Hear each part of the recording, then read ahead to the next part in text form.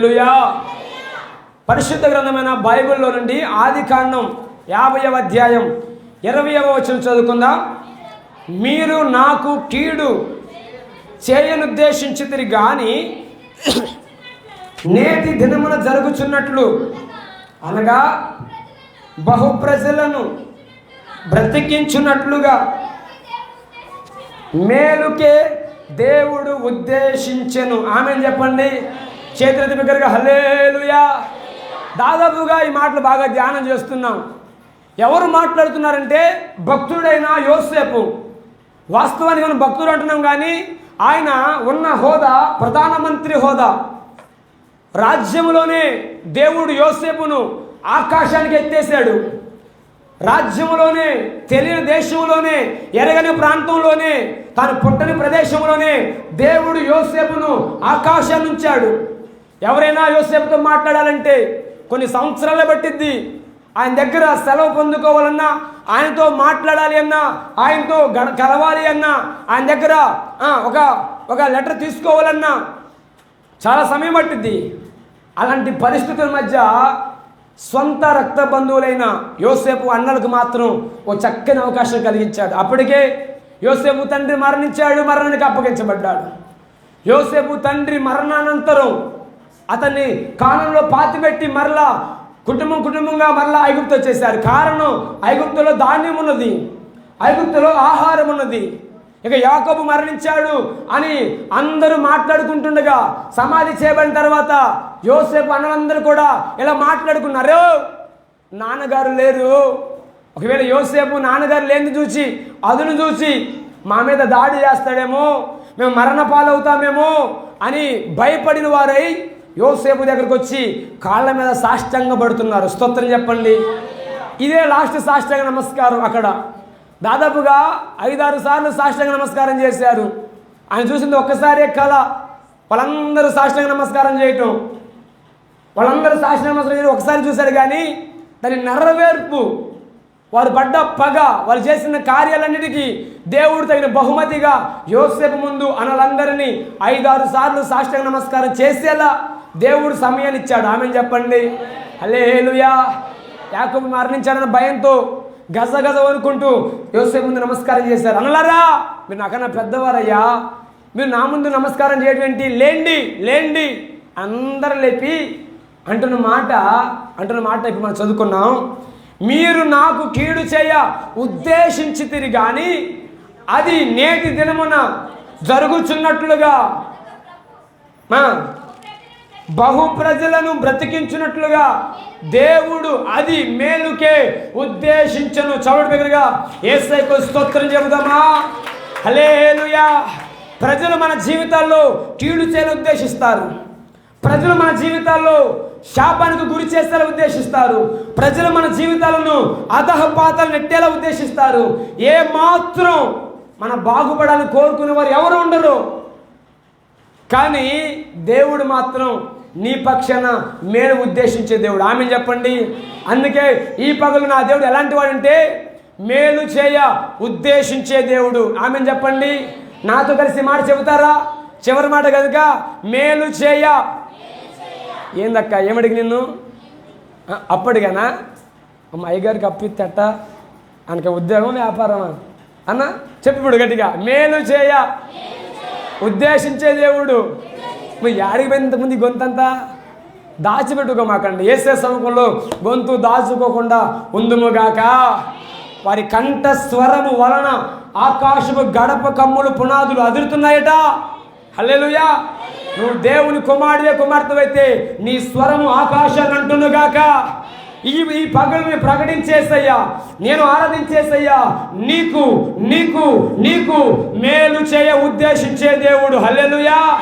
నీతో ఉన్నవారు, నీ బంధువర్గము, నీ స్నేహితులు, నీ శ్రేయోభిలాషులు, నీ కనుచూపులను వారందరూ కూడా నీకు కీడు చేయ ఉద్దేశించేవారే కానీ నీకు మేలు చేసే వారు ఎవరైనా ఉన్నారంటే అది ఈ పగలుని ప్రకటించేసయ్యా. ఆమె చెప్పండి. హల్లెలూయా. ఒక మాట ఆలోచించండి. ఎంతగా శోధించబడ్డాడు యోసేపు. ఎంతగా వేధించబడ్డాడు యోసేపు, ఎంతగా ఇరుక్కున పడ్డాడు యోసేపు.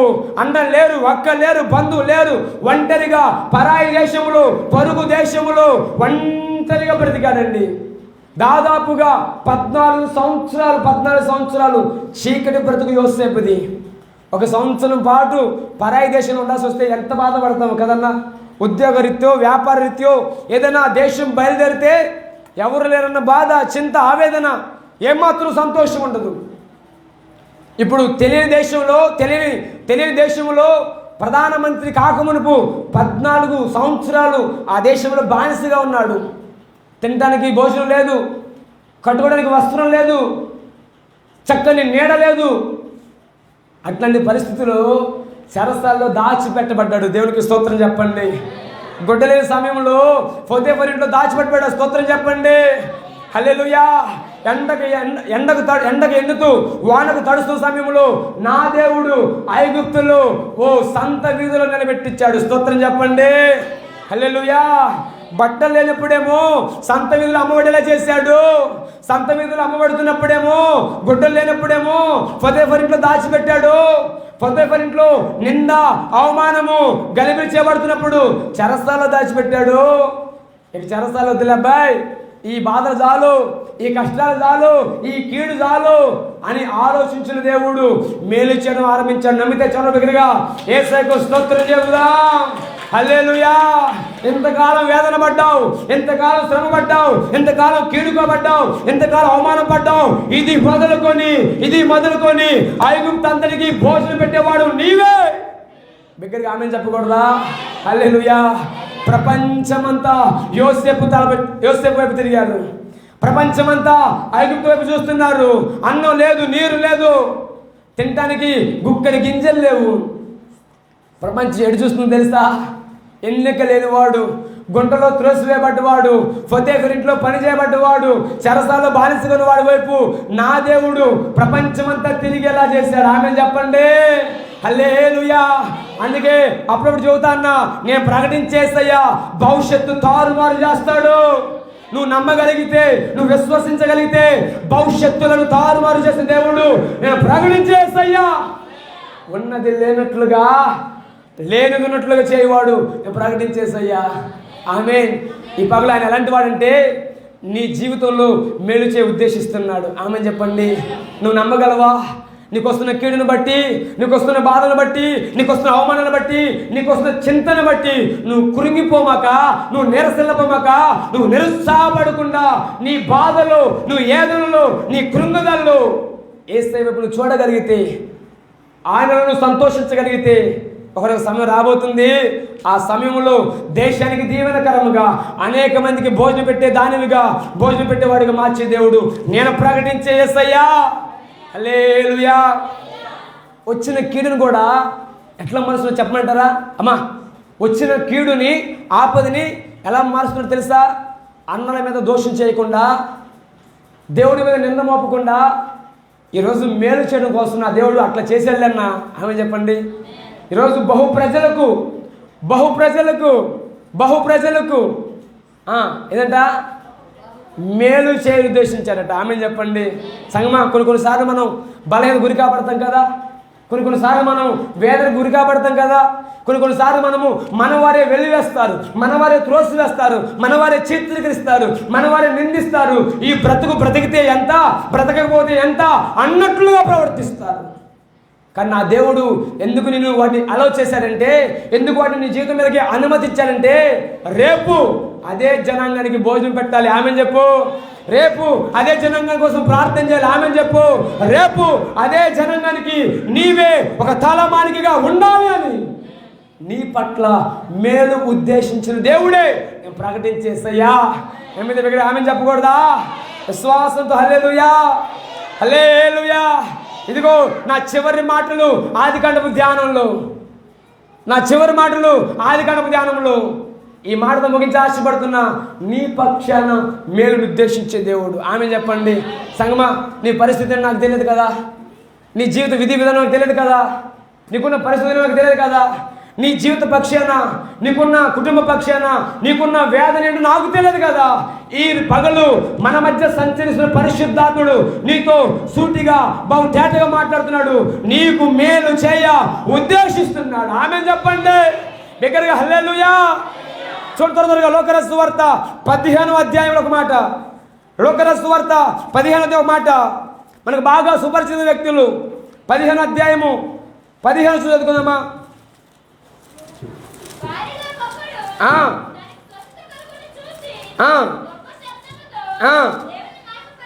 15వ అధ్యాయం లోకరస్ సువార్త చదువునా. బుద్ధి వచ్చినప్పుడు వాడు నా తండ్రి యొద్ద ఎంతోమంది కూలి వాండ్రకు అన్నము సమృద్ధిగా ఉన్నది, నేనైతే ఇక్కడ ఆకలికి చచ్చిపోవచ్చున్నాను. ఆమెను చెప్పండి. ఈ మాటలు ఎవరివండి అక్క? ఈ మాటలు ఎవరి అక్క? మన బాగా తెలుసు కదా. అన్నయ్య పేరు తప్పిపోయిన కుమారుడు అనండి. ఎవరు? గట్టి చెప్పాలా, గట్టి చెప్పాలా. కానీ తండ్రి ఏమంటారు తెలుసా? అక్కడ తండ్రి ఏమంటారు తెలుసా? 24 చదవండి ఒకసారి. 24 నా కుమారుడు చనిపోయి. ఆమెను చెప్పండి ఇప్పుడు. హల్లెలూయా. వాస్తవానికి చనిపోయాడా అండి కుమారుడు? చనిపోయాడు కుమారుడు. జారిపోయాడు, గృహం నుంచి తప్పిపోయాడు. ఉన్న ఆశీర్వాదం నుంచి, ఉన్న మేలు నుంచి, ఉన్న దీవెన ప్రాంతం నుంచి కాదనుకున్నాడు, వద్దనుకున్నాడు. నాకు ఇది అసలు వద్దనుకుని తన సొంత బ్రతకాలనుకున్నాడు. దుర్వ్యాపారానికి బానిసైపోయాడు, చెడలవాట్లకు బానిసైపోయాడు. ఒకప్పుడు దీవెనకరమైన వాడు కాదా? ఒకప్పుడు ఆశీర్వాదకరమైన వాడు కాదా? ఒకప్పుడు ఆ తండ్రి చేతి కింద చక్కగా బ్రతికిన వాడు. వస్త్రం కొదువు లేదు, భోజనం కొదువు లేదు, తన ఆస్తి కొదువు లేదు, సర్వ సమృద్ధి గలవాడు. తప్పిపోయిన కుమారుడు. ఆమె చెప్పండి. అనుకోకుండా జారిపోయాడన్నా, లోకంలో పడిపోయాడు, చెడ్డల వాటిలోకి బానిసైపోయాడు. అక్క వాళ్ళ మాట వీళ్ళ మాట విన్నాడు. అరే ఏం కాదులేరా, ఓ చిన్నది నోట్లేసుకుంటే ఏమైందిలే, ఓ చిన్న బీడి తాగితే ఏమైందిలే, వాళ్ళు అంతే అంటారులే. ఆ అబ్బాయి నేను నెంబర్ అడిగాడు, ఆయన నేను నెంబర్ అడిగాడు. చెడగొట్టే వాళ్ళు ఉన్నారు, కీడు చేసే వాళ్ళు ఉన్నారు. జాగ్రత్త సహోదరి, నీ బ్రతుకును ఛిద్రం చేసే వాళ్ళు ఉన్నారు. ఈ పగలు నా యేసయ్య నీ బ్రతుకును బాగు చేసేవాడు. ఆమెను చెప్పండి దగ్గర. హల్లెలూయా, హల్లెలూయా. నువ్వు బాగుంటే వారం లేని వారు, నువ్వు మంచి బట్ట కడితే వారం లేని వారు, ఏదో ఒక అలవాటు చేయాలని నీ జీవితాన్ని నాశనం చేయాలనుకునే వాళ్ళు చాలామంది ఉన్నారు. అదే జనాంగం తప్పిపోయిన కుమారుడు కాలంలో కూడా ఉన్నారు. ఆ కుమారుని చెడగొట్టేశారన్న. తాగుడు అలవాటు ఉంది, జోదం అలవాటు ఉంది, అమ్మాయిల అలవాటు ఉంది, వ్యభిచారం ఉంది, అన్ని దుర్వ్యాపారానికి అలవాటు పడ్డాడు. తండ్రి దగ్గరికి వెళ్ళిపోయి నానా ఆస్తి ఇస్తావా ఇవా గొడవపడుతున్నాడు. తండ్రి కదా కొట్టలేక పెద్దోడయ్యాడు, చేతికొచ్చాడు, కొడితే బాగుండదు, సరే ఎట్లాగైనా రేపైనా మాపైన వాడికి పంచాలి కదా ఆస్తి అని చెప్పేసి బాయ్ అని చెప్పేసి త్వరగా పాప ఆస్తి పంచేసాడన్న. నగలు చూడు. హల్లెలూయా, హల్లెలూయా. ఆస్తి పంచేశాడు. పెద్దవాడికి కొంత భాగం, చిన్నవాడికి కొంత భాగం. ఇక వాడు ఉండలేక ఉన్న ఆస్తి పట్టుకుని వెళ్ళిపోయాడు. బాగా దూర దేశం వెళ్ళిపోయాడట. తండ్రికి కనబడనంత దూరం. ఆమె చెప్పండి. ఇక హ్యాపీగా వాడుకున్న డబ్బుతో జలసా చేశాడు. డబ్బున్నంతసేపు బెల్లం చుట్టూ ఏం చేస్తాయంట ఏగలో? చెప్పు అత్తగారు చెప్పు, ఏమైంది? బెల్లం చుట్టూ ఏగలు వాళ్తాయి. చెప్పమ్మా వేసినట్టు. హల్లెలూయా, హల్లెలూయా. బెల్లం ఉన్నంతసేపు ఏగలు వాళ్తూనే ఉంటాయి. డబ్బు ఉన్నసేపు పాప వాడు చుట్టూ స్నేహితులే, బంధువులే. వాడు అనుకున్నాడు, చూసావా నాకున్న ఫాలోయింగ్ చూసావా అన్నట్లుగా బిహేవ్ చేస్తున్నాడు. డబ్బు అయిపోయింది. అరే ఈ ఆటకి నువ్వు పార్టీ చేయరంటే ఏందో నన్ను డబ్బులు అయిపోయిందా అంటే ఏమోరు ఇప్పుడు తినడానికి ఏలోరా. ఇక వాడు చిన్నగా జారు కూడా మొదలుపెట్టాడు. బంధువులంతా వెళ్ళిపోయారు, ఒంటరి వాడైపోయాడు. ఏం చేయాలి అర్థం కావట్లా. మన జనాంగం కూడా అట్లాగే, మన బంధువులు అట్లాగే. మనం బాగున్నంతసేపు, మన హోదాగా ఉన్నంతసేపు, మంచి అధికారం ఉన్నంతసేపు మనతో కాంటాక్ట్ అవుతారు, కమ్యూనికేషన్ పెంచుకుంటారు, మన దగ్గరికి వెళ్ళిపోతారు. నీ పరిస్థితి బాగోపోతే నీ వైపు ఎవరు చూడరన్నా. అక్క నేను చెబుతున్నా, నేను ప్రకటించే యేసయ్య తప్ప నిన్ను చూసేవాడు ఇంకెవడు ఉండడు. హల్లెలూయా, హల్లెలూయా, హల్లెలూయా. అందుకే నేను ఎక్కువ శాతం నా బంధువు దగ్గర ఎవరు దగ్గర అణుచుకోనండి. ఆమె చెప్పండి. మా నాన్న మా అమ్మాయి బాధ లేదు నాకు. కారణం నాకు తెలుసు, నా యేసయ్య చెబుతున్నాడు నువ్వు బాగుంటే వస్తారు, ప్రైజ్ ద లార్డ్. వాడి దగ్గర అంతా అయిపోయింది, తినడానికి అన్నం లేదు అన్న. ఏం చేయాలి అర్థం కాక కడుపు మాడిపోతుంది. ఎంతసేపు ఉపవాసం ఉంటారండి? బలం ఉంటే 21 రోజులు, ఇంకొంచెం బలం ఉంటే 40 రోజులు ఉంటాడు. ఆ తర్వాత చచ్చిపోవాలా. చరిత్ర ప్రకారంగా 21 రోజులు కానీ ఎక్కువ ఉంటే మరణపాలైపోతారట. ఆమేన్. అట్లాంటి పరిస్థితుల్లో అక్కడ ఒక పని చేస్తున్న ఒక పందుల కాపర కాన్నాడు. ఆయన దగ్గరికి వెళ్ళన్నా కొంచెం ఆకలి అవుతుందన్న అంటే, నేను అన్నం పెట్టను, నా వల్ల కాదు అన్నాడు. నీ పందులు కాస్తా అన్న కొద్దిగా. ఏం కాస్తారంట? హల్లెలూయా. ఇంటి దగ్గర అలాంటి చేసండి. రాజకుమారుడు, ఆమె చెప్పండి. తండ్రి ఇంటి దగ్గర 100 మంది పనులు ఉన్నారు. తండ్రి ఇంటి దగ్గర 1000 మంది పనులు ఉన్నారు. కుర్చీ మీద కూర్చొని రారంటే రావాలా, పోరంటే పోవాలా. రేంజ్ అదే. పోగొట్టుకున్నాడన్నా, అక్క పోగొట్టుకున్నాడు, కోల్పోయాడు. ఇప్పుడు కాపర్ దగ్గరికి వెళ్ళి, అన్నా నీ పందులు కాస్తా అన్నా, కొంచెం భోజనం పెట్టి చాలన్నా అంటున్నాడు. సరేలే పాపం ఆకలి మీద అనుకుంటా, సరే కాయ్ అని చెప్పేసి ఇంటికి వెళ్ళిపోయాడు. మధ్యాహ్నం వేళ కడుపు మల్లమల్ల మాడుతుంది. ఏం చేయాలి అర్థం కావట్లా. పందులు పొట్టు, పందులు తింటే ఇక ఉండబట్టలేక పందులు ఎలగొట్టేసి, దేన్ని కొంచెం గట్టి చెప్పాలా, అసహ్యమైనది, దాన్ని ఎలగొట్టేసి తింటం మొదలు పెట్టేశాడు. ఈలోపు యజమానుడు చూశాడు. ఆమె చెప్పండి, ఏంద్రా నా జవాలకు ఆహారం పెట్టాల్సింది పోయి, నా పశువులకు ఆహారం పెట్టాల్సింది పోయి, నువ్వు నాయవాడు తింటావా అని ఎలగొట్టేశాడు పెట్టకుండా. తినే లోపే ఒక ఆలోచన వచ్చింది. ఏమనంటే, అరే నా తండ్రి వాళ్ళ దగ్గర అనేక మంది కూలీలు ఉన్నారు కదా, నేను ఈరోజు ఎంత దాష్టికానికి గురి కాబడ్డానా, ఎంత పాతుకు నాలో ఏలుబడి చేసిందా, ఎందుకింత బాధ. నా తండ్రి ఇంటికి వెళ్ళి, నానా నీకు కుమారుని అనిపించుకొని యోగ్యుడిని కాదయ్యా, నీ కూలి వాడిలో ఒకటిగా చేర్చుకోయ్యా అని అనుకుంటున్నాడు. ఆమె చెప్పండి, ఎప్పుడన్నా చదువుకున్నాం 17వ వచనంలో, బుద్ధి వచ్చినప్పుడు అనండి. నా వైపు చూడక్క, ఏంటిది అన్న గట్టిగా అందరూ బుద్ధి వచ్చినప్పుడు. అందరు చెప్పాలా, బుద్ధి వచ్చినప్పుడు. మరలా అందరు చెప్పాలా, బుద్ధి వచ్చినప్పుడు. ఇప్పుడు నా మాట ఆలకించండి. ఎప్పుడు మన జీవితాలు ఆశీర్వాదకరంగా మార్చబడతాయి, ఎప్పుడు మన జీవితాల్లో దేవుడు మేలు ఉద్దేశిస్తాడు, ఎప్పుడు మన జీవితాలు మేలుకు నాంది చేస్తాడు, మేలుకరంగా నడిపిస్తాడంటే, తప్పిపోయిన వేళ, మనము జారిపోయిన వేళ, మనము పోగొట్టుకున్న వేళ, దేవుని సింహాసనం నుండి, దేవుని ఆశీర్వాదం నుండి, దేవుని హస్తం నుండి ఎప్పుడైతే నువ్వు జారిపోతావో, జారిపోయిన నీవు, పాడిపోయిన నీ బ్రతుకులో నీకు మరలా బుద్ధి వచ్చినప్పుడు. ఆమె చెప్పండి. బుద్ధి లేక కదా తండ్రి దగ్గర చిందికెళ్ళిపోయింది. బుద్ధినోడైతే తండ్రితో ఉంటాడు కదా, అవునా కదా చెప్పండి అక్క. కొర చూస్తున్నారు, ఏ రక్తం నన్ను కొట్టమాకండి. హల్లెలూయా. నాకు బాగానే బుద్ధి ఉంది గారు. నేను అంటున్నా, నువ్వు బుద్ధున్న దానివే బుద్ధిని వాడవైతే తండ్రిలో ఆశ్రయిస్తావు. ఆమె చెప్పు. హల్లెలూయా. ఎవరికైనా సహజమే జారిపోవటం. తమ్ముడా అన్న, ఎవరికైనా సహజమే. లోకంలో బ్రతుకున్నంతసేపు కూడా మాట వలనో, చూపు వలనో, ప్రవర్తన వలనో, స్నేహితుల వలనో జారిపోయే అవకాశాలు ఉన్నాయి. నేను కాదని చెప్పను తమ్ముడా అన్న, జారిపోయే అవకాశం కాదని చెప్పను. కానీ నీకు మరలా బుద్ధి వస్తే తండ్రిని గుర్తు రావాలి. ఆమె చెప్పండి. ఎందుకో తెలుసా, నీ కొరకు ఎదురు చూసే తండ్రి ఉన్నాడు. ఆమె చెప్పు. నీ కొరకు ఎదురు చూసే తండ్రి ఉన్నాడు. ఆమె చెప్పు. ఆ తండ్రి నువ్వు ఎప్పుడు వస్తావా అని ఎదురు చూస్తూ ఉన్నాడు. నీ హృదయ లోపల ఎటువంటి ఆలోచనతో ఆయన సంబంధం లేదు. నీకు బుద్ధి ఎప్పుడు వచ్చి తండ్రి దగ్గరికి ఎప్పుడు వస్తావా అని మేడ పైకెక్కి చూస్తున్నాడట. ఈ పిల్లవాడు అనుకున్నాడు, నా తండ్రి దగ్గరికి వెళ్ళి, నానా నీకు కుమారుని అనిపించుకుని యోగ్యుడిని కాదయ్యా, నీ కూలలో ఒక్కడిగా ఉంటానయ్యా అని చెబుదాం అని బయలుదేరాడు. దూరంగా ఉన్నప్పుడే తండ్రి కొడుకుని కనిపెట్టాడు. ఆమె చెప్పండి. ఎక్కడున్నప్పుడండి? కొద్దిగట్టి చెప్పర్లా. ఒక మాట అడగమంటావన్నా అన్న అడగమంటావా చెప్పు ఒకటి. దూరంగా ఉన్నప్పుడు ఎట్లా కనిపెట్టాడు? ఇప్పుడు ఎవరైనా వచ్చి చెబితే, అయ్యా నీ కొడుకు వస్తున్నాడు అయ్యా అని చెబితే నిజమే కాబోళ్ళు వస్తున్నాడు అనుకోవచ్చు. అవునా కదా? ఏందన్నా? అవునా కదా? ఇప్పుడు దూరంగా ఉన్నాడు. ఎట్లా కనిపెట్టాడంటే వాడి కోసమట కన్నులు కాయలు కాసేలా చూస్తున్నాడండి. ఆమెను చెప్పండి. ఇప్పుడు హల్లెలూయా. ఎవరో చెబితే కనిపెట్టట్లా, ఎవరో చెబితే చూడట్లా, ఎవరో చెబితే ఎదురు చూట్లా.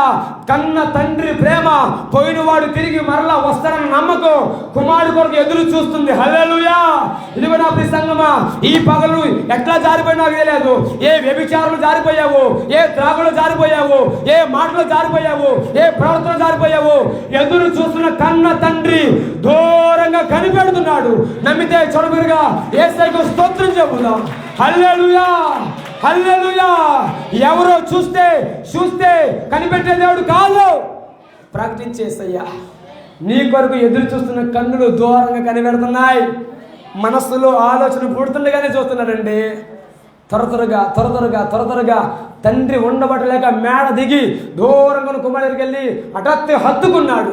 ఏంటి, మా యజమానుడు పరుగులెడుతున్నాడు, మా యజమానుడు ఉరుకులు పెడుతున్నాడని తనతో ఉన్న పనివారు కూడా ఆయనతో బట్టి వచ్చేసేసారు. వచ్చి రాగానే అమాంత ఒకసారి అట్లా హత్తుకున్నాడండి కుమారుడిని. తను అనుకున్నది ఏం తెలుసా, నా తండ్రి నేను పాపం చేశానయ్యా, దోషం చేశానయ్యా అని చెప్పేలోపే కన్న తండ్రి ప్రేమ ఆ కుమారుడు అట్లా హత్తుకుంది. ఒక మాట అడిగితే చెప్పండి, అసలు ఏమని చెప్పాలనుకున్నాడు, అసలు ఏమని అడగాలనుకున్నాడు తెలుసా? అయ్యా, నీ కుమారుని అనిపించుకోవడం నేను యోగ్యుణ్ణి కాదు, నీ పనివారిలో ఒక్కడిగా ఉంటా అని చెప్పేలోపే తండ్రి హత్తుకొని అంటున్నాడు కదా, బాయ్ ప్రశస్తి వస్త్రం తీసుకురండి రా, ఉంగరం తీసుకురండి రా, నా కుమారుడు చనిపోయి తిరిగి బ్రతికాడు. చూడవరు యేసయ్యకు స్తోత్రం చెప్పండి. నీ పాపము ఒప్పుకోక మునిపే, నువ్వు పశ్చాత్తాప మునిపే, నీ మనస్సుకు బుద్ధి కలగగానే నా దేవుడు నీకు ప్రశస్త వస్త్రము తొడుగునుగాక, రాజ ఉంగరము తొడుగునుగాక, పాదములకు చెప్పులు జోడు తొడుగునుగాక. హల్లెలూయా. నీకు ఒక పశువు వధించబడుతుంది, విందు సిద్ధపరచబడబోతుంది. Praise the lord. ఈ మాట చెబుతుంటే ఎక్కడ ఆనందం కలుగుతుందండి. హల్లెలూయా. సంగమా, నువ్వు ఎక్కడ జారిపోయావు నాకు తెలియదు. సహోదరుడా, నువ్వు ఎక్కడ తొలగిపోయా నాకు తెలియదు. ఇదిగో నీ కొరకు ఎదురు చూస్తున్న దేవుని కన్నులు నీ మీద అమితంగా ప్రేమ పెట్టుకొని ఉన్నాయి. ఎందుకో తెలుసా? నీకు మేలు చేయాలని. ఆమెను చెప్పండి దగ్గరికి. హల్లెలూయా. ఏ తండ్రి అయితే ఏమంటాడండి? సహజంగా మన తండ్రులు ఏమంటారు? ఎంట్రా, పోయావుగరా, పో, నీకు మేము పెట్టాలి, ఆస్తి తీసుకెళ్ళావు కదా అంటారు. కానీ తండ్రి ఏమన్నా తెలుసా? ప్రశస్త వస్త్రం తొడిగించాడు, ఉంగరం తొడిగించాడు, చెప్పులకు జోడు తొడిగించాడు. అప్పటికే వాడి వాతావరణం అంతా కూడా భయంకరంగా ఉన్నది, వాసన వస్తుంది, వస్త్రం లేదు. కానీ హత్తుకున్న ప్రేమది, చెప్పులు తొడిగిన ప్రేమది, ప్రశస్త వస్త్రం కట్టిన ప్రేమది. ఉండబట్టలేక బాయ్ నా కుమారుడు చచ్చిపోయి బ్రతికాడురా, చెయ్యండ్రా పండగ, హల్లెలూయా, కొట్టండ్రా డప్పులు, హల్లెలూయా. ఎక్కలేని పండగ వాదన వచ్చేసింది. ఇల్లంతా కూడా గందరగోళం, ఇల్లంతా కూడా పండగ వాతావరణం, ఎక్కలేని సంతోషం వచ్చేసింది. అనుకోకుండా పెద్దోటింటికి వచ్చేసిండు. ఆమెను చెప్పండి.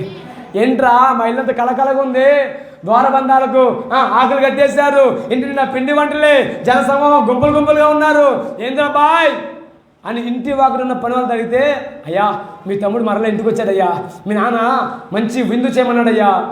మీరు పాప మనసు మార్చుకొని హృదయం అంతా ఒకసారిగా పోగొట్టుకొని ఒక భయంకర మనస్సుతో, ఏంటి మరలా ఆస్తి ఇచ్చేస్తాడా, వాడు ఆస్తి పోగొట్టుకుని గాక, వాడు చెడు తిరిగింది గాక, వ్యభిచారం చేసింది గాక, మరలా ఇంటికి హత్తుకుంటాడా అని ఇంటి బయటే ఉన్నాడు. తండ్రి త్వరగా పెద్ద కొడుకు దగ్గరికి వచ్చి, అరే నువ్వు నాతో ఉన్నసేపు నావన్నీ నీవే, స్తోత్రం చెప్పండి. హల్లెలూయా. కానీ ఈ నా కుమారుడు, ఈ నీ తమ్ముడు చచ్చిపోయి బ్రతికాడయ్యా. ఆమెను చెప్పండి. హల్లెలూయా, హల్లెలూయా. ఇప్పుడు నా మాట, వాస్తవానికి కూలివాడిగా ఉండాలి, అక్కడ వాస్తవానికి పనివాడిగా ఉండాలి. ఈ మాట చెప్పాలి, నానా నాకు అర్హత లేదు, యోగ్యత లేదు, అర్హుడిని కాదు చెప్పాలి. చెప్పక మునిపే తండ్రి అంటాడు, అరే ఈ వస్త్రం వాడిది కాదురా, ఈ చెప్పులు వాడివి కాదురా, ఈ దేహం వాడిది కాదురా, నా కుమారుడు ఇలా ఉండకూడదు, నా కుమారుడు నాలానే ఉండాలి. ఆమె చెప్పండి. నేను తొడిగిన వస్త్రం వాడు తొడుక్కోవాలి, నేను వేసుకున్న చెప్పులు వాడు వేసుకోవాలి, నా తల మీద పెట్టబడ్డ కిరీటం వాడికి ఉండాలి. హల్లెలూయా. బిగ్గరగా చేతులెత్తి హల్లెలూయా, హల్లెలూయా. కేడుకు గురి కాబడ్డాడు, వేదన చెందాడు, నా దేవుడు మేలు చేశాడు. ఆమె చెప్పండి. మరణానికి అప్పగించబడి తన జీవితాన్ని నా దేవుడు తిరిగి మరలా సింహాసనాన్ని కూర్చొని స్తోత్రం చెప్పండి. సంగమా, ఇదిగో ఈ పగటిగా నీకు ఒక మాట, నువ్వు ఎక్కడ జారిపోయావో నువ్వు ఎక్కడా తొలగిపోయావు. నీ మాట యందు, చూపు యందు, ప్రవర్తన యందు, క్రియ యందు, స్నేహితులు యందు ఎక్కడా జారిపోయావు. నువ్వు ఎరిగిన దానవు, ఎరిగిన వాడవు. ఈ పగలు నువ్వు బుద్ధి తెచ్చుకొని దేవుని పాదాలు పట్టుకోగలిగితే నీ మనసు ఎరిగిన దేవుడు తన కుమారుడుగా, తన కుమార్తెగా నిలబెడతాడు. ఆమె చెప్పు. నువ్వు చెప్పాల్సిన అవసరం, అయ్యా నేను కూలోడిని, అయ్యా నేను పనున్నాయో చెప్పాల్సిన అవసరంలా. ప్రశస్త్ర వస్త్రం కట్టే దేవుడు ఆయన. నీ యొక్క పాదాలకు సమాధానం తొడిగే దేవుడు ఆయన. హల్లెలూయా. రాజముద్ర నీ చేతికి, నీ వేలుకు తొడిగే దేవుడు ఆయన. నీ పట్ల మేలు మేలు చేసే దేవుడు ఆయన. ఆమె చెప్పండి. నీ మీద కోపపడేవాడు కాదు. చాలాసార్లు మందిరానికి రావు తప్పు చేసినప్పుడు, ఎవరితో అబద్ధాలు చెప్పినప్పుడు, ఎవరి దగ్గర పాపం చేసినప్పుడు మందిరానికి రావడానికి మనసు కుదరదు. ఇదిగో ఈ పగలు నా దేవుడితో మాట్లాడుతున్నాడు. నువ్వు బుద్ధి తెచ్చుకొని నేను దోషినయ్యా, నేను పాపనయ్యా అని చెప్పడానికి నువ్వు సిద్ధపడితే ఆ మాట చెప్పకుండానే నేను హత్తుకొని దీవించి మేలు చేసే దేవుడు ఆయన. హల్లెలూయా. నీ పక్షాన మేలు ఉద్దేశించే దేవుడు నేను ప్రకటించేస్తయ్యా. దగ్గర చేతి ఆమె చెప్పండి సంతోషంగా. హల్లెలూయా, హల్లెలూయా. నువ్వు ఏ బాధలో ఉన్నావు ఇప్పుడు నాకు తెలియదు. ఇదిగో నీకు పక్షాన ఒక మేలు చేయాలని ఉద్దేశిస్తున్న దేవుడు. ఆమె చెప్తారా? సౌలు అంటారు కొంచెం గట్టిగా. వచ్చినా నాకు కొంచెం సమయం లేదు కానీ మీకు మ్యాటర్ చెప్పేస్తా. వచ్చిన రాసుకోండి. సమూయేలు మొదటి గ్రంథం 13 మాట అయిపడుద్ది. ఏమనంటే సౌలు మహారాజుగా ఏర్పాటు చేయబడ్డాడు. సౌలు తీసి చదవండి. నేను రాసుకున్నంటే తీసి చదువుతున్నారు, చదవండి. అందుకు సమూయేలు ఇట్లా నేను శ్రద్ధగా ఆలకించాలా. నీ దేవుడు యెహోవా నీకిచ్చిన ఆజ్ఞలను గైకొనక శ్రద్ధగా ఎక్కడి నుంచి మాట్లాడు. నీ రాజ్యమును ఇశ్రాయేలు మీద సదాకాలము స్థిరపరచుటకు యెహోవా ఇప్పుడు చేసి ఆమె చెప్పండి. ఇప్పుడు హల్లెలూయా. సమూయేలు ఏమన్నా తెలుసా? సౌలు దగ్గరికి వెళ్ళి సౌలు మహారాజు అయ్యాడు. ఎన్నిక లేని వాడండి. గాడిదను ఎదుర్కొనే స్థితి లేదు. సోషల్ స్టేటస్ ఎలా తెలుసా అతనికి? తనకున్న స్టేటస్ గాడిదలు మాత్రమే ఉన్నాయి. అంత గొప్పడేం కాదు, తెలివైనడు కాదు, పోనీ పనివారు బలంగా ఉన్నోళ్ళేం కాదు. పనివారే ఉంటే ఎందుకు ఎత్తుకోవాలా? కూర్చొని అరే నాకు గాడిదను ఎత్తుకరండి అని చెప్తాడు కదా. అంటే అతనే స్వయంగా వెతుకుతున్నాడంటే పనివారు లేరని అర్థం. ఆమె చెప్పండి. హల్లెలూయా. గుర్రాలు రథాలు ఉంటే ధనవంతులని అర్థం. ఇప్పుడు గాడిదలో ఉన్నాయి అతనికి. గాడిదలు పోతే వెతుక్కున్నాడండి. ఇప్పుడు సమూయేలు అంటాడు, అయ్యా ఈ ప్రజలు నీకే విరోధంగా ఉన్నారయ్యా. అయిపోయి మా అమ్మాయిని తీసుకెళ్తారు బయటికి. అమ్మ తీసుకెళ్ళిపోయి మా అమ్మాయిని తీసుకెళ్ళండి. తీసుకెళ్ళి మా అమ్మాయిని తీసుకెళ్ళి బయటికి తీసుకెళ్ళమ్మా. హల్లెలూయా. తీసుకెళ్ళ కోసం. యేసు రక్తము రక్తము రక్తము, యేసు రక్తము రక్తము రక్తము, అమూల్యమైన రక్తము, నిష్కళంకమైన రక్తము, యేసు రక్తము రక్తము హల్లెలూయా. సౌలుకి ఏ యోగ్యత లేదు కానీ ప్రజలందరూ మాకు రాజు కావాలి అని ఏడుస్తున్న వేళ సమూయేలుతో దేవుడు అంటాడు, అబ్బాయి అగో నీ దగ్గరికి ఒక పిల్లడుతున్నాడు, వాడు రాజేరా. అయ్యా వాడు గోత్రకర్తల్లో చిన్నోడయ్యా, 12వ గోత్రం వాడయ్యా. నువ్వు రూబేను గోత్రం ఎంచుకుంటే మంచిగా ఉండదు కదా. నీకెందుకు ఇవన్నీ? వాడు వస్తాడు కానీ తల మీద చేయబెట్టేసి అభిషేకించు, రాజుకు చేయి. ఇక నేను చెబుతున్నాగా అన్నాడు. అయ్యా ఏందై నీకు వాడినంత ప్రేమ? రూబేను ఉంది, లేవి ఉంది, యోసేపు ఉంది, ఇశ్శాఖారు ఉంది. నీ చేతిలో బలముగా వాడబడే బలశూరులు అందరూ ఉన్నారు.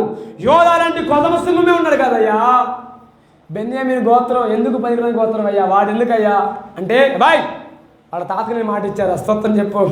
హల్లెలూయా. నువ్వు నోరు మూసుకొని వాడిని వాడి తల మీద చేపెట్టి అభిషేకించు అన్నాడు. సరే ఫోన్లే కదా అని చెప్పి అతను గాడిద వెతుక్కుంటూ వస్తే చేయబెట్టి అభిషేకించాడు. రేపు నువ్వు ఈ రోజుకి ఈ ఇశ్రాయేలు దేశానికి రాజుగా ఉంటావని చెప్పాడు. వీడు నమ్మకం లేదు అంటాడు కదా. నిజముగా దేవుడు మమ్మల్ని ఆశిస్తే మేము బెన్యామీను కాదా, మేము చిన్నవాళ్ళం కాదా, మేము ఎన్నిక లేని వారం కాదా? 10 రకాల క్వశ్చన్లు వేసినా కూడా దేవుడు ఆశీర్వదించాడు. ఆమె చెప్పండి. హల్లెలూయా. నీకు అనుమానం ఉన్నా, నువ్వు బలపడతావని తెలియకపోయినా బలపరిచే దేవుడు ఆయన. స్వస్థపడుతుందా అని నువ్వు అనుకున్నా స్వస్థపరిచే దేవుడు ఆయన. హల్లెలూయా. అడుగుతున్నాడు, నేను బెన్యామీని కాదా, నేను ఎన్నిక లేని వారం కాదా, మేము బలహీనం కాదా, నువ్వు ఎన్ని చెప్పు, ఆయన బాగు చేస్తాడు. హల్లెలూయా. సౌలు రాజు అనుకున్నాడు, చేసేసాడు. అనుకోకుండా రాజరిక పరిపాలన చేస్తున్నప్పుడు మంచి పరిపాలన బాగా చేశాడు, 2 సంవత్సరాలు బాగా చేశాడు. అనుకోకుండా శత్రువు కథరంగం అందున్నాడు, శత్రువు యుద్ధ రంగం అందున్నాడు. శత్రువు ఒక పిలుపు వచ్చింది, సౌలా యుద్ధానికి సిద్ధంగా అన్నాడు. భయంతో ఉన్న సౌలు మహారాజు సమూయేలుకు కేకేశాడు, అయ్యా సమూయేలుని పిలిపించండి అన్నాడు. యుద్ధానికి సిద్ధం కావాలా. సమూయేలు ఏమో రాక ఆలస్యం చేశాడు. శత్రువు ఎగబడుతున్నాడు మీదకి, ఉండబట్టలేక రాజైన సమూయేలు సమూయేలు దేవుందిలే, నేనే కదా రాజుని, నేనే కదా దేశానికి, నేనే కదా ప్రథమ పౌరుణ్ణి, వాడిదేముందిలే అనుకొని దహన బలి అర్పించాల్సిన సమూయేలు ప్లేస్లో సౌలు దహన బలి అర్పించాడు. యాజకుడు చేయవలసిన పనిని రాజు చేశాడు. స్తోత్రం చెప్పండి. హల్లెలూయా. అది అయిపోయిన వెంటనే సౌలు చేశాడు. సౌలు అంటారు కదా, ఇంత పాతకానికి ఎలా గురి కాబడ్డావయ్యా సౌలా, దేవుని వాక్యాన్ని తృణీకరించావు, దేవుని యొక్క ఆజ్ఞలను నువ్వు గైకొనలేదు, నీ రాజ్యమును ఇశ్రాయేలు మీద నా దేవుడు సదాకాలము స్థిరపరచుటకు ఆయన తలంచాడు. ఇప్పుడు నీ రాజ్యం తీసివేయబడుతుందయ్యా, సదాకాలం కాదు. హల్లెలూయా, హల్లెలూయా. చేసిన తప్పుకు వాస్తవానికి సౌలు యోగ్యుడే కాదు, బలహీనుడు, ఎందుకు పనికిరాని వాడు. కానీ నా దేవుని ఉద్దేశం ఏం తెలుసా, అరే బలహీనుడు కదా, ఎన్నిక లేని వాడు కదా, రాజుగా నిలబెట్టాల్సి వస్తే ప్రథమ పౌరుడిగా నా కుమారుని నిలబెట్టాలని, ఎందుకు పనికి రాని యోగ్యత లేని సౌలు మహారాజుగా చేస్తే తన తలంపులు మారిపోయినాయి, తన ప్రవర్తన మారిపోయింది, చేయకూడని పనులన్నీ చేసి తన రాజ్యాన్ని పోగొట్టుకున్నాడు. ఆమె చెప్పండి. ఒక మాట, దేవుని లోపం ఏమైనా ఉందండి? అది దేవుడు ఏమనుకున్నాడన్నా, సదాకాలము రాజ్యాన్ని స్థిరపరిచాడు. కానీ తన స్వయంకృత అపరాధం వలన, తన దోషం వలన దేవుడు చేసిన మేలు పోగొట్టుకున్నవాడు సౌలు. స్తోత్రం చెప్పండి. హల్లెలూయా, హల్లెలూయా. నా ప్రియ సంగమా, ఈ పగలు నా దేవుడు నీ పట్ల సదాకాలం నేను స్థిరపరచాలని ఆశపడుతున్నాడు. దేవుని ప్రణాళికలో, దేవుని సంకల్పంలో నీ మీద కృపించిన దేవుడు, ఆయన దగ్గర యుగయుగాలు ఉండాలని సదాకాలము ఒక దీవెన నీ మీద దయచేస్తే పోగొట్టుకోమాక, కోల్పోమాక. ఎన్నిక లేని వారమే, ఎన్నిక లేని దానివే, ఎన్నిక లేని వారమే. నీ బలహీనతను బట్టి కాక, నీ యోగ్యతను బట్టి కాక, నీ జ్ఞానం బట్టి కాక, ఆయన కృపను బట్టి నీకు కలిగించిన అధికారాన్ని, బలాన్ని, శక్తిని, తెలివిని, జ్ఞానాన్ని ఆయన సముఖంలో నువ్వు ఉపయోగించుకోమని దేవుని దాసుడిగా మనవి చేస్తున్నా. ఆమె చెప్పండి. దగ్గర హల్లెలూయా. ఒక మాట అడగమంటారా? ఈ అయ్యగారి 14 అడగమంటారా? అడగొచ్చుగా ఆయన అనుకోమాకండి. అయినప్పటికీ అడుగుతా. స్తోత్రం చెప్పండి. సౌలుకి ఏమైనా బలం గలవాడా, కత్తి తిప్పినోడా? సౌలు ఏమన్నా ఏ నైపుణ్యత ఉందని సౌలుకి రాజరికాన్ని పోషించాడు దేవుడు? సమూయేలు అంటారు, అసలు ఏముందయ్యా వాళ్ళు, పేరెంటికి వెళ్ళిన వారు ఉన్నారు దేశంలో, జ్ఞానవంతులు ఉన్న దేశంలో, ఒక్కొక్కడు లక్షల మందిని, 1000 మందిని చంపగలిగిన యోధులు ఉన్నారు కదా. సౌలు ఎందుకయ్యా అంటే, పోనీరా బాయ్, నేను వాళ్ళ తాతకు మాట ఇచ్చారా, వాడు బెనోనీగా ఉన్నప్పుడే బెన్యామీనుగా ఉండాలని ఎక్కెక్కి ఏడ్చాడు వాళ్ళ తాత.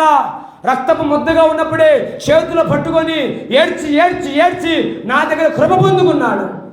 కృపించిన వాడిని పోగొట్టలేను కదా, అందుకే పనిచేసేయి. రాజు మాత్రం వాడే కావాలా? స్తోత్రం చెప్పండి. అధికారి మాత్రం వాడే కావాలా? స్తోత్రం చెప్పండి. ఎన్నిక లేని వాడు. ఒక మాట ఆలకించు. యాకోబు చేసిన ప్రార్థన, యాకోబు మరణించాడు, బెన్యామీను మరణించాడు. బెన్యామీను గోత్రంలో ప్రథమ రాజు కావాల్సి వచ్చిన వేళ దేవుడు బెన్యామీను గోత్రాన్ని జ్ఞాపకం చేసుకున్నాడు. స్తోత్రం చెప్పండి. సహోదరుడా, సహోదరి కుమారుడు జ్ఞాపకం చేసుకో. ఒకవేళ నీ ప్రార్థన ఈ దినాల్లో అది జరగకపోవచ్చు, నువ్వు మరణించవచ్చు, నీ కుమారుడు మరణించవచ్చు. నీ ప్రార్థన ప్రతిఫలము, నీ దశమభాగ ప్రతిఫలము, నీ కానుక ప్రతిఫలము ముందున తరాలకు దీవెనకరంగా మార్చబడునుగాక. చౌడబడి యేసయ్యకు స్తోత్రం చెప్పుదా. హల్లెలూయా. అబ్రహాము కొంచెం గట్టిగా ఎప్పుడో దశంభాగం ఇచ్చాడు. అబ్రహాం ఇచ్చిన దశంభాగాన్ని బట్టి 4వ తరం దీవించబడిందండి. ఆమె ఇప్పుడు చెప్పడానికి సమయం కాదు దశంభాగం గురించి. సామాన్యంగా కానదొరికిన ఎత్తను కానీ దీవెన గురించి చెబుతున్నా. అబ్రాహాం మరణించాడు, ఇస్సాకు మరణించాడు, యాకోబు మరణించాడు. యాకోబులో వచ్చిన సంతతిని లేవీయులను దేవుడు, యోధాను దేవుడు ఆశీర్వదించాడు. ఆమె చెప్పండి దగ్గర హల్లెలూయా, హల్లెలూయా. ఇప్పుడు యాకోబు మరణించాడు, బెన్యామీను మరణించాడు, కానీ యాకోబు ప్రార్థన ఇంకా నిలబడింది. ఆమె చెప్పండి ఈ పగలు సహోదరి సహోదరుడా, నువ్వు నమ్మి ప్రార్థన చేయి, నువ్వు విశ్వాసం వచ్చి ప్రార్థన చేయి. దేవుని పని పట్ల ఇచ్చే రూపాయే కానీ, దేవుని పని పట్ల చేసే ప్రార్థనే కానీ, దేవుని పని పట్ల నువ్వు చేసే ప్రయాసే కానీ, అయ్యా దీని ద్వారా మేలు కలగాలయ్యే ప్రార్థన చేయి. నువ్వు ఉన్నా లేకపోయినా నా దేవుడు నీ తరాలకు దీవెన కలిగిస్తాడు. ఆమె చెప్పండి. ఇవి నేను చెబుతున్నా, ఈ పగలు నేను ఈ విధంగా వాడబడుతున్నానంటే, ఈ పగలు నేను నిలబడ్డానంటే అది నా తల్లిదండ్రుల ప్రార్థన. ఆమె చెప్పండి. వారే కనుక కన్నీరు కార్చకపోతే, వారే కనుక నా కొరకు అడ్డుపడకపోతే ఈ పగలు మరణానికి అప్పగించబడాలి. అపోది 3 సార్లు నా మీద ప్రయోగం చేసిందండి. హల్లెలూయా. 3 సార్లు తీసుకెళ్ళాలని ఆశపడ్డది, పాతాళానికి లాక్కొని పోవాలని చూసింది, మరణానికి అప్పగించాలని చూసింది. నా యేసయ్యా నా తల్లిదండ్రుల ప్రార్థన దాటిపోవాలి. ఆమె చెప్పండి. నేను చెబుతున్నా, వాళ్ళు చూస్తుండే కానీ నా దేవుడు వారి కుమారుని ఆశీర్వదిస్తున్నాడు. హల్లెలూయా, హల్లెలూయా. నేను చెబుతున్నా, నువ్వు ఉన్నా నువ్వు లేకపోయినా నీ ప్రార్థన ఆలకించి దేవుడిని ప్రకటించేసయ్యా, నీ తదుపరి తరాలకు నా దేవుడు దీవెనకరంగా మారుస్తాడు. ఆమె చెప్తారా బిగ్గరగా హల్లెలూయా. రేపు నా కొడుకు చెప్తాడు, మా నాన్న వాడబడే కారణం మా తాతని చెప్తాడు. అవునా కాదా? అవును కదండి. ఎందుకు? మనం ఉన్నా లేకపోయినా మన ప్రార్థన జీవం కలది. హల్లెలూయా. యాకోబు మరణించాడు, యాకోబు బెనోని చెల్లబెట్టుకున్నాడు. అయ్యా వీడు బెనోనిగా ఉండకూడదయ్యా, బెన్యామీనిగా ఉండాలయ్యా, నీ కుడి చేతి పుత్రుడిగా ఉండాలయ్యా, నీ కుడి చేతిలో జీవం ఉందయ్యా, నీ కుడి చేతిలో సుఖాలు ఉన్నాయ్యా, నీ కుడి చేతిలో వెలిగే నక్షత్రం ఉందయ్యా, ఆ రీతిగా దీవించు ప్రభువా అని ఏడ్చి ఏడ్చి ఏడ్చి ప్రార్థన చేస్తే ఆ ప్రార్థన తరతరాలు బెన్యామీను మీద ఉంది, బెన్యామీను గోత్రం మీద ఉంది. బెన్యామీను గోత్రం నుంచి రాజులు వచ్చారన్న, మొట్టమొదటి రాజులు. బెన్యామీను గోత్రం నుంచి యాజకులు వచ్చారు, బెన్యామీను గోత్రం నుంచి అపోస్తులు వచ్చారు. చూడబెరుగా యేసుకు స్తోత్రం చెబుదాం. హల్లెలూయా. నేను చెప్పొచ్చే మాట నీ పక్షాన మేలు ఉద్దేశించే దేవుడు నేను ప్రకటించేసయ్యా. సంగమా విశ్వాసంతో ప్రార్థన చేయి, ధైర్యంగా ప్రార్థన చేయి. ఆమేన్. నువ్వు 2 తలంపులతో ప్రార్థన చేయమాక, దేవుడు చేస్తాడు లేదా, దేవుడు చేస్తాడు. నమ్ము. గడిచిన రాత్రి దేవుని దాసులు చెప్పారు కదా, నమ్ముట నీ వలనైతే. హల్లెలూయా. నీ నోట మాట పలకడం కాదు, విశ్వాసంతో ఆచరించు. హల్లెలూయా. Praise the lord. నీ ప్రార్థన, నువ్వు మరణించిన నీ ప్రార్థన ఇంకా బ్రతికే ఉండింది. సౌలు కట దేవుడు సదాకాలం ఉంచాలని ఆశపడ్డాడు, కానీ మధ్యలో పోగొట్టుకున్నాడండి. Praise the lord. సంగమా నీ పట్ల మేలు ఉద్దేశించే దేవుడు. ఎన్నిక లేని వాడమే మనం, ఎన్నిక లేని వారమే, బలహీనమే మనం, రోగులమే మనం, ఉపయోగపడిన వారమే మనం. కానీ నువ్వు యేసే దగ్గరికి రాగలిగితే, ప్రార్థించగలిగితే ఆయన ప్రణాళిక శాశ్వత కాలం నీ మీద ఉంచుతాడు. హల్లెలూయా. చూడండి యోహాను 14 మొదటి వచనం సత్వరగా. యోహాను సువార్త 14 మొదటి వచనం. నా మాట ముగిచేస్తున్నాను. 2వ వచనం. నా తండ్రి ఇంట అనేక నివాసములు గలవు, లేని ఎడల మీతో చెప్పుదును, మీకు స్థలము సిద్ధపరచ వెళ్ళుచున్నాను. నేను వెళ్ళి మీకు స్థలము సిద్ధపరచని ఎడల నీ నుండి స్థలములో మీరును ఉండులాగున మరలా వచ్చి నా యొద్ద ఉండుటకు మిమ్మును తీసుకొని పోవుదును. చెదతి ఆమె చెప్పండి. శిష్యులు ఎంత హృదయాలు కలవరపడిపోతున్నాయి. శిష్యుల హృదయాలు గందరగోళానికి గురిపడుతున్నాయి. ఆందోళన, వేదన, కన్నీరు, కలవరం శిష్యుల్లో. పై మాట ఉంది, మీ హృదయంలో కలవరపడనీకుడి. ఎందుకు కలవరపడుతున్నారు, ఎందుకు ఆందోళన పడుతున్నారంటే యేసు ఒక స్టేట్మెంట్ ఇచ్చాడు. అబ్బాయ్ నేను వెళ్ళిపోతున్నారా, నేను వెళ్ళిపోతున్నారా, నేను వెళ్ళిపోవడం మంచిది, నేను వెళ్ళిపోవడం మంచిది. శిష్యులు అంటారు, అయ్యా నువ్వు మాతోనే ఉండయ్యా, నువ్వు మాతోనే ఉండయ్యా అని శిష్యులు అంటారు. ప్రభువారు అంటారు, నేను వెళ్ళడం మంచిది, నేను వెళ్ళి మిమ్మల్ని కూడా తీసుకెళ్తా. స్తోత్రం చెప్పండి. ఇప్పుడు నా మాట ఆలకించండి. మాతో ఉండయ్యా అంటే మంచిదా, నేను నీతో కూడా ఉంటానయ్యా అంటే మంచిదా? ఆమె చెప్పండి. మరలా మనం అయ్యా నువ్వు నాతోనే ఉండయ్యా అంటే మనకు క్షేమమా? ఆయన మీరు నాతోనే ఉండండి క్షేమమా? నేను చెబుతున్నానండి, నీకున్న పరిస్థితిని బట్టి, నీకున్న అవగాహన బట్టి నువ్వు నాతో ఉంటే మంచిదయ్యా అంటావు. కానీ యేసయ్య తనకున్న అవగాహన బట్టి యుగయుగాలు ఆయన నీతో ఉంచుకోవాలని ఆశపడుతున్నాడు. ఆమె చెప్పండి. యుగయుగాలు తరతరాలు నీవు ఆయన దగ్గర ఉండాలని ఆయన ఆశపడుతున్నాడండి. ప్రభు అంటే నేను వెళ్ళిపోవడం మంచిది, వెళ్ళకపోతే ఆధునికత రాడు, మిమ్మల్ని సిద్ధపరచడు, మీరు సిద్ధం కారు. కానీ నేను వెళ్ళిపోతానంటే గుండెలు గబురుగుబైలు అంటున్నాయి, కలవరం ఆందోళన ఒక్కసారిగా వాళ్ళ హృదయాలు తాకేసింది, కమ్ముకున్న చీకటి వాళ్ళ హృదయాలను ఎగిసిపడుతూ వాళ్ళ మీద వచ్చేసింది. ప్రభు అంటాడు నేను వెళ్ళిపోతున్నా, మీరు వస్తారు, భయపడమాకండి. ఆమె చెప్పండి. నేను ఉండే స్థలంలో మీరు ఉంటారు. హల్లెలూయా, హల్లెలూయా. విడిచి వెళ్ళాడన్న మాటే, అమ్మా విడిచి వెళ్ళాడన్న మాటే కానీ నా దేవుడు వారి తల మీద ఒక అగ్ని జ్వాలించాడు. హల్లెలూయా. దేశాలను తిప్పగలిగిన, ప్రపంచాన్ని ఆయన వైపు ఆకర్షించగలిగిన ఒక అగ్ని జ్వాల తన తలల మీద ఉంచాడండి. స్తోత్రం చెప్పండి. హల్లెలూయా, హల్లెలూయా. ఆయన వెళ్ళిపోయాడు, మనల్ని తీసుకెళ్తున్నాడు. స్తోత్రం చెప్పండి. నీ పక్షాన ఆయన మేలు ఉద్దేశిస్తాడు. అన్న మాట గుర్తుంచుకో, బాధ ఉందని, వేదన ఉందని, రోగం ఉందని కంగారు పడమాక. ఆయన ప్రణాళికలు వేరు, ఆయన చిత్తం వేరు, ఆయన ఉద్దేశం వేరు, ఆయన సంకల్పం వేరు. నీకున్న చిన్నపాటి పరిస్థితిని బట్టి, నీకున్న చిన్నపాటి యుగోను బట్టి, నీకున్న చిన్నపాటి ప్రవర్తన బట్టి దేవుణ్ణి నువ్వు తక్కువ చేయమాక. ఆయన పక్షాన ఒక మంచి ప్రణాళిక వేశాడు. ఆయన దగ్గర నీవు ఉండాలని ఆశపడుతున్నాడు. హల్లెలూయా. ఎందుకు ఉండాలో చెప్పి ముగించేస్తా. ఆమె చెప్తారా? చెప్పండి పక్క గట్టి చెప్పండి. హల్లెలూయా. ఎఫెసీ 3:8. ఎఫెసీ 3:8. ఎందుకు మనం ఆయన దగ్గర ఉండాలో ఈ ఒక మాట చెప్పి ముగించేస్తా. ఎఫెసీ 3:8. శ్రద్ధగా ఆలకించిన మాట చాలు, ఒక్క మాట పట్టుకుని చాలు. దేవుడు మన ప్రభువైన క్రీస్తు యేసునందు నిత్య సంకల్పము చొప్పున, గట్టిగా మాట పట్టుకుని, పరలోకములో ప్రధానులకును అధికారులకును సంఘము ద్వారా చెప్పున్నాను, తన యొక్క నానా విధమైన జ్ఞానము ఇప్పుడు తెలియవలనని ఉద్దేశించి ఉన్నాడు. చౌడ దగ్గర యేసుకు స్తోత్రం చెబుదా దగ్గరగా. హల్లెలూయా, హల్లెలూయా. పరలోకంలోట అమ్మో నాకు చూడు అగో, పరలోకంలోట దోతలకి, ప్రధానులకి, అధికారులకి యేసే జ్ఞానం అర్థం కావట్లా. అరే యేసే అంటే ఎట్లా చేస్తున్నాడు? పిచ్చల కోసం రక్తం కార్చాడు, బలహీన కోసం రక్తం కార్చాడు, వారు పిలిస్తే దిగిపోతున్నాడు, వారు మాట్లాడితే కార్యం చేస్తున్నాడు. మట్టి లాంటి వారిని మహిమకు మాసుడు ఏంట్రా? అరే యేసే జ్ఞానం నాకు అర్థం కాలేదురా అని సతమతమైపోతున్నారట. వాళ్ళ ఆందోళన, వాళ్ళ గలిబిలి, వాళ్ళ భయం ఏంటంటే దేవుడు మహోన్నతుడు, సమీపింపరాని తేజస్సులో అమరత్వమైన దేవుడు ఎందుకు ఈ పని చేస్తున్నాడని ఒకలాంటి చింత, ఆవేదన, బాధ కలిగి ఉన్నారు. ఇప్పుడు ఈ చింత, ఈ బాధ, ఇవన్నీ ఎవరు చెప్పాలంట? చెప్పండి గట్టిగా, ఎవరు చెప్పాలంట? దేవుని నానా విధమైన జ్ఞానము సంఘము ద్వారా తెలియపరచాలని ఉద్దేశించున్నాడు. చౌడ దగ్గరగా యేసయ్యకు స్తోత్రం చెప్పండి. హల్లెలూయా. యేసయ్యతో పాటు ఉన్నారు, యేసయ్య పని చేస్తున్నారు, యుగయుగాలు తరతరాలు ఆయన దగ్గరే ఉంటారు. కానీ యేసయ్య జ్ఞానం అర్థం కాదు. యేసయ్య జ్ఞానం ఎవరికి అర్థమవుతాయంటే ఆయన రక్తంలో కడగబడ్డ నీకే ఆమెను చెప్పు, సంఘంగా మార్చబడ్డ నీకే ఆమెను చెప్పు. దేవుని నానా విధమైన జ్ఞానము సంఘం ద్వారా ప్రధానులకు, అధికారులకు, దోతలకు తెలియజేయాలని ఉద్దేశించిన దేవుడు ఆయన. ఆమెను చెప్పండి. ఎవరి ద్వారా? నా ద్వారానండి. చెప్పగడిగా నా ద్వారాను.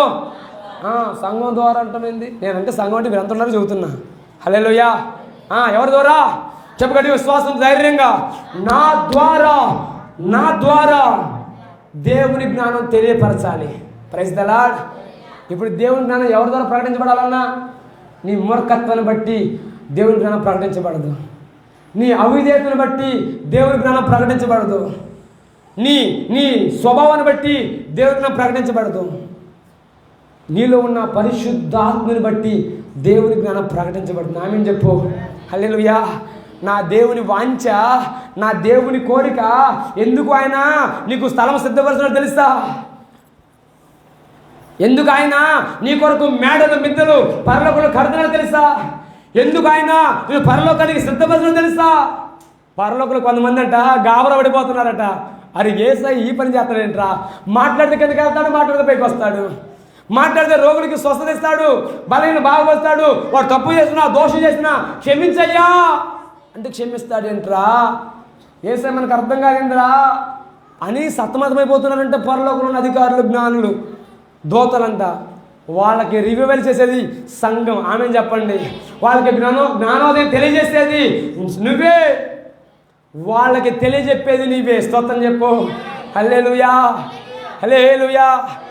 మనమేమనుకుంటామంటే సేనాధిపతి దోత నా పక్షాన్ని కార్యం చేయయ్యా. నా దేవుడు అంటాడంటే సేనాధిపతికి చెప్పు, నా దేవుడు అంటే దోతకు చెప్పు. హల్లెలూయా, ఆమేన్. ఒక మాట అండి, హల్లెలూయా అంటే అర్థం తెలుసు అసలు మీకు అన్న తెలుసానా? అంటే ఏంటి? ఆమేన్ అంటే అవును కాక హల్లెలూయా అంటే దాని అర్థం ఏంటంటే, హల్లెలూయా అంటే దేవుణ్ణి స్తుతించండి అని అర్థం. ఏంటది? ఇప్పుడు నేను హల్లెలూయా అన్నా, నీవు ఎవరు? ఇప్పుడు నేను దేవుని స్తుతించని చెప్పా, నువ్వు కూడా హల్లెలూయా అన్నావు, నువ్వు కూడా దేవుడు స్తుతించని చెప్పా. ఎవరు చెప్పిను? నేను చెబుతాను. ఇక్కడున్న దోతలకు చెబుతున్నావు దేవునికి స్తోత్రాలు చెప్పాలి. హల్లెలూయా, దగ్గరగా హల్లెలూయా. హల్లెలూయా అంటే అర్థమేదన్నా, నువ్వు ఆజ్ఞాపించే దోతతో. Praise the lord. దేవుని దోతకు ఆజ్ఞాపించింది కాదు, అర్థం కావట్లా. ప్రకటన రాబడి మాట హల్లెలూయా అని అర్థం దేవుని స్తుతించండి.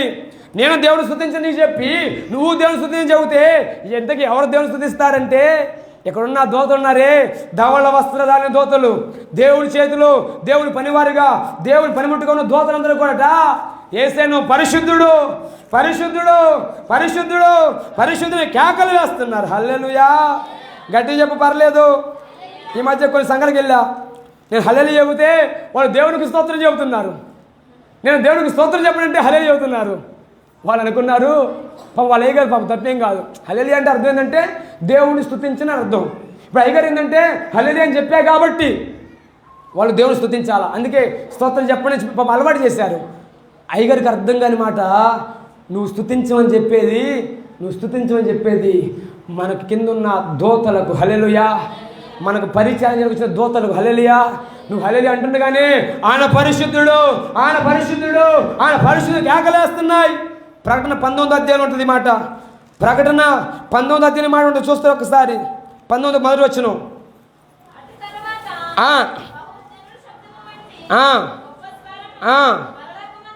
పరలోకమందు ఇలాగు చెప్పుగా వింటిని.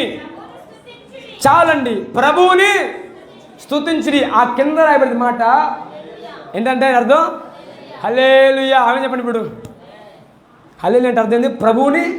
ఇప్పుడు నేను ప్రభువుని స్తుతించమని చెప్పా, నువ్వేం చేస్తున్నావు? నువ్వు కూడా హల్లెలూయా అని అంటున్నావు, అవునా కాదా? ఇప్పుడు నువ్వు హల్లెలూయా అని, నేను హల్లెలూయా అంటే ఇప్పుడు ఎవరు స్తుతిస్తారంటే నీకు పరిచయం చేయడానికి వచ్చిన దోతలు దేవుని స్తుతిస్తారు. ఆమె చెప్పండి. నీ స్తుతి సరిపోదక్క, నీ కేకలు సరిపోతాయి. వాళ్ళు అంటారు ఆయన పరిశుద్ధుడు, ఆయన పరిశుద్ధుడు, ఆయన పరిశుద్ధుడు, ఆయనకు మాత్రమే మహిమ కలుగును గాక. Praise the Lord. దేవునికి మహిమ కలుగును గాక. హల్లెలూయా. దోతలకు అర్థం కావట్లా. అరే యేసయ్య చదివి మేము పని చేస్తాం, మీరు చదివి పని చేయడం అంటారా? Praise the Lord. నీకున్న అధికారం నీకు అర్థం కావట్లేదన్నా, నీకున్న అభిషేకం నీకు అర్థం కావట్లా, నీకున్న కృప నీకు అర్థం కావట్లా. రేపు పరలోకి వెళ్ళినప్పుడు నీ ద్వారా తన మహిమను కనుపరుచుకోవాలని ఆశపడుతున్న దేవుడు నీకు స్థలాన్ని సిద్ధపరుస్తున్నాడు. ఆమె చెప్పండి. ఇదిగో ఆయన ఎందుకు నీ పక్షాన మేలు చేయని ఉద్దేశించాడు తెలుసా? నువ్వు తప్పిపోయిన వేళ, నువ్వు జారిపోయిన వేళ మరలా తండ్రిని గుర్తు తెచ్చుకొని పశ్చాత్తాప పడితే నీ రాజ్యాన్ని, నీ ఉద్యోగ అధికారాన్ని సదాకాలం స్థిరపరుస్తాడు. సదాకాలం స్థిరపరచబడిన నీ జీవితం ఆయన ఉండే స్థలములో యుగ యుగాలు తరతరాలు ఉండాలి. ఆమె చెప్పండి. ఆయనకి వెళ్ళిన తర్వాత నువ్వు చేసే పని ఏంటంటే, ఇక ఆయన ఒక ఏదో చేసే పని ఏంటంటే, పరలోకపు ప్రధానులు, అధికారులు, దోతలకు దేవుడు ఎందుకు ఈ కార్యం చేశారో గాబరపడుతున్న వాళ్ళందరికీ నువ్వే చెప్పాలా. Praise the lord. హల్లెలూయా. దావీదు దగ్గరికి వెళ్ళి, దావీదా నీకు ఎందుకు ఎంత గొప్ప కీర్తన ఎట్లా రాసావయ్యా అని అడగాల. ఆమె అందుకే ఒక మాట అంటాడు, బెర్కమెన్స్ గారు పాట పాడతారు. దావీదును గాంచి పాడమని నే కోరేదా అని ఒక లైన్ ఉంటుంది తెలుసా? సంగీతకారుడు దావీదును గాంచి పాడమని ఎవరంటారంట? బెర్క్మెన్స్ గారు ఆశ ఏంటంటే, అయ్యా నా కీర్తన, నా పాట పనిచేయట్లా, అసలు నీ పాట ఎందుకు ఇంత ఫేమస్ అయింది, ప్రపంచమంతా నీ పాటను ఎందుకు ఇంత ఆలాపన చేస్తున్నారు, ఒక్కసారి ఆ టిక్కే చెప్పరాదు అంటాడంట బెర్క్మెన్స్ పాస్టర్ గారు. ఆమె చెప్పండి, ఇప్పుడు నీ వాంచేంది, నీ కోరికేంది? దేవుని జ్ఞానం నేను ప్రకటించాలని వాంఛనికి రావాలి. హల్లెలూయా, ఆమేన్. సంగమా, ఇదిగో ఈ ఉదయకాల సమయం నా దేవుడు నీ పక్షాన మేలు చేయ ఉద్దేశించున్నాడు. నీ పక్షాన మేలు చేయ ఉద్దేశించున్నాడు. నీ తోటివారు, నీ బంధువులు, నీ స్నేహితులు, ఇరుగపొరుగు వారు కీడు చేయాలని తలపెట్టినా, నిందించాలని తలపెట్టినా, అవమానపరచాలని తలపెట్టినా భయపడమాక. నా దేవుడు శక్తిమంతుడు. హల్లెలూయా. నువ్వు పడిన గుడ్డ నుంచి లేపే శక్తిమంతుడు. నువ్వు కూరుకుపోయిన ఊపిలోంచి లేపే శక్తిమంతుడు. నువ్వు ఏ వ్యభిచారంలో, ఏ మత్తులో, ఏ దొంగతనంలో, ఏ త్రాగుడులో నువ్వు కూరుకుపోయావో లేపగల సమర్థుడు నేను ప్రకటించే నజరేయుడు యేసుక్రీస్తు ప్రభువారు. నజరేయుడు యేసుకు స్తోత్రం చెబుదాం. హల్లెలూయా. ఆయన ఈ పగలు నీతో మాట్లాడుతున్నాడు. నీకు మేలు చేయ ఉద్దేశించాడు. నీకు మేలు చేయ ఉద్దేశించాడు. నీకు మేలు చేయ ఉద్దేశించాడు. నీకు మేలు చేయ ఉద్దేశించాడు. ఈ మాట గట్టిగా పట్టుకో. కీడు వచ్చిందని, అవమానం వచ్చిందని, నిందొచ్చిందని బలహీనపడమాక, బాధపడమాక. ఈ ఆదికాండపు చివరి ధ్యానంలో నా ప్రభుతో మాట్లాడుతున్నాడు. ఎంతకాలపు ఆదికాండపు ధ్యానాల్లో నువ్వు ఎన్నోసార్లు బలపడ్డావు, ఎన్నోసార్లు ధైర్యం పొందుకున్నావు. ఈ మాటతో నువ్వు ప్రభు సముఖంలో ఒక ఇంత ధైర్యంగా ఆయన పాదలు పెట్టుకున్నావు. ఆయన నువ్వు తప్పిపోయినా, జారిపోయినా మరలా నీ వైపే చూస్తున్నాడు. నీ వైపే చూస్తున్నాడు. కారణం నువ్వు ఆయన దగ్గరికి వస్తావేమో, సదాకాలం ఉంటావేమో అని ఆశపడుతున్నాడు. ఆయన దగ్గర కొన్ని స్థలం సిద్ధపరుస్తున్నాడు.